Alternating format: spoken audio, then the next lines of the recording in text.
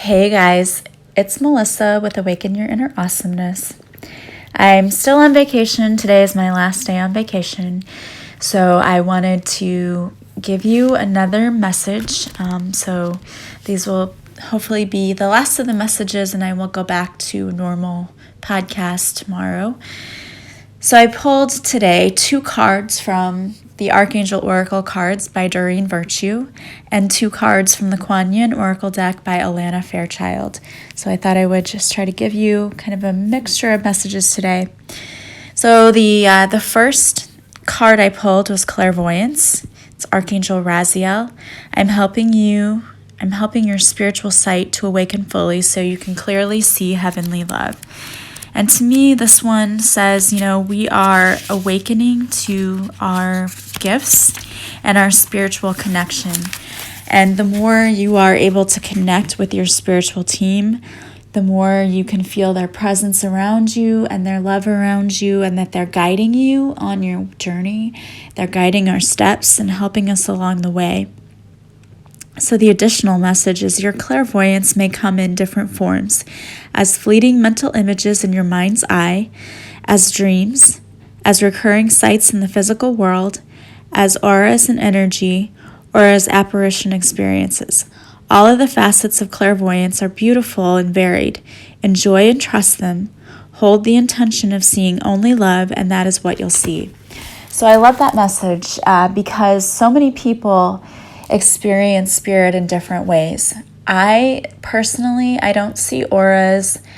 I can sometimes see like sparkles of light, and sometimes I can see like shadows around, but mostly I feel energy. So I can feel when something is right there with me. It feels like they are like right behind me, and it feels like a tingling, and I can feel that there's something right there. Sometimes I will smell a scent, like I will smell floral arrangement, like flowers, or sometimes I can smell cigarette smoke when there's nothing there, or cigar smoke. And so to me, I know whenever there's someone or something around when I smell those things. But mostly for me, what I experience is just knowing. Like something pops into my head and I just know it. And it's like a thought that popped into my head, except that I know that it's not my own thought. The first few seconds that you get something, that is your intuition. And after that, it's really your ego.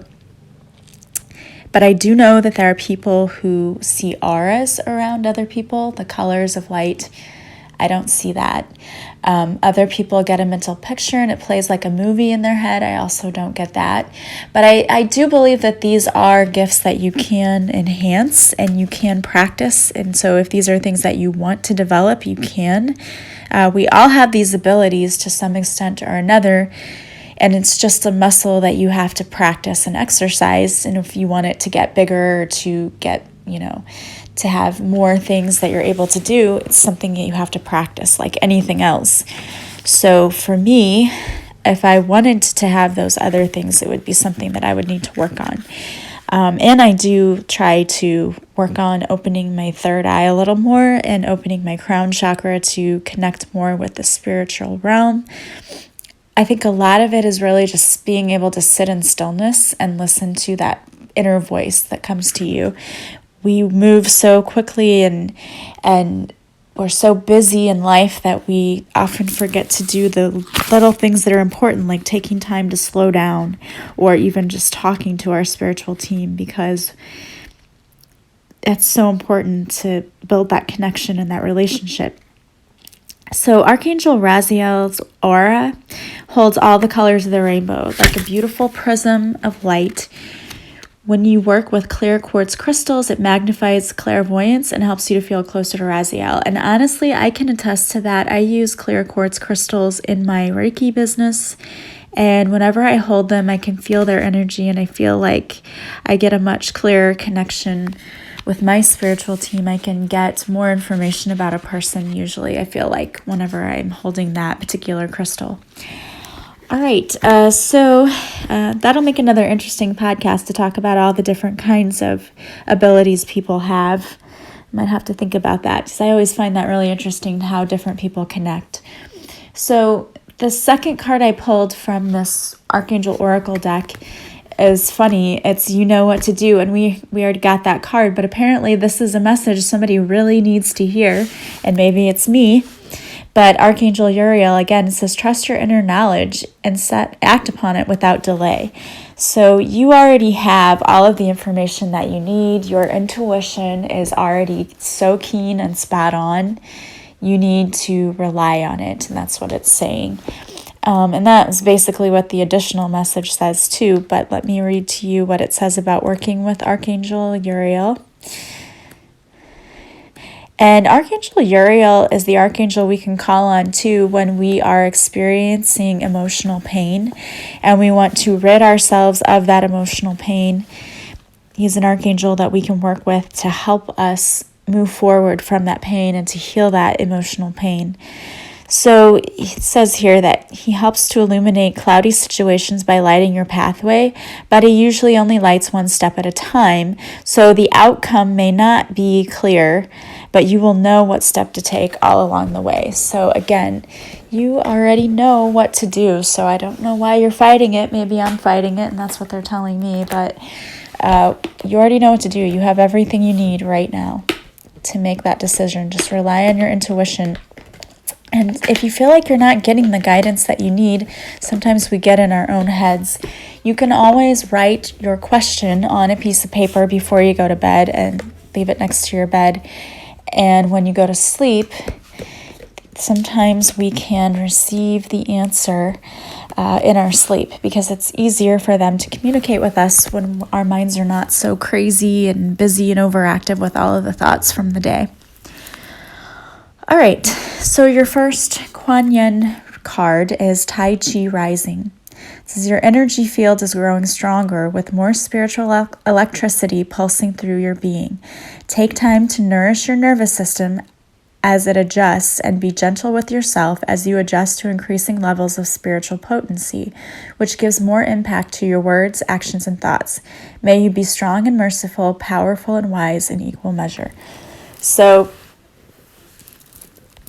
you are stepping into your powers and into your enlightenment, your up-leveling, and with that comes additional energy, and it's just a lot more for you to take on, and so that can be overwhelming energetically. And many people are experiencing what's being called the ascension flu, which if you are up-leveling spiritually, you might be experiencing these symptoms they're like flu-like symptoms, very warm, achy body, feeling drained, lots of different things going on, headaches. Luckily, I don't really feel like, I thought my allergies were really bothering me. I don't know if it was that or I don't know. But you don't have to feel anything like flu symptoms. Maybe you're just feeling a little bit emotionally drained. So take care of yourself. It's important to take care of your body at this time. And we talked about that anyway. It's important to have really good self-care and to practice really good self-care right now. If you're feeling overwhelmed and drained, get yourself a Reiki session, take a hot bath with some essential oils, meditate, go out for a walk in nature. There's a lot of things you can do to help yourself. Your second card and the second message was the Amaryllis Lute. You are growing fast and leaving fear behind. When your vibration changes, so too does your life. It is safe and loving for you to release that which no longer feels right for you. No matter how important it was in your old life, it may not have the same place in your new life. Accept healing change now. We kind of talked about this too in the last couple of days. We sometimes outgrow others in our spiritual growth, and you don't need to feel guilty about that. You don't need to feel ashamed about that.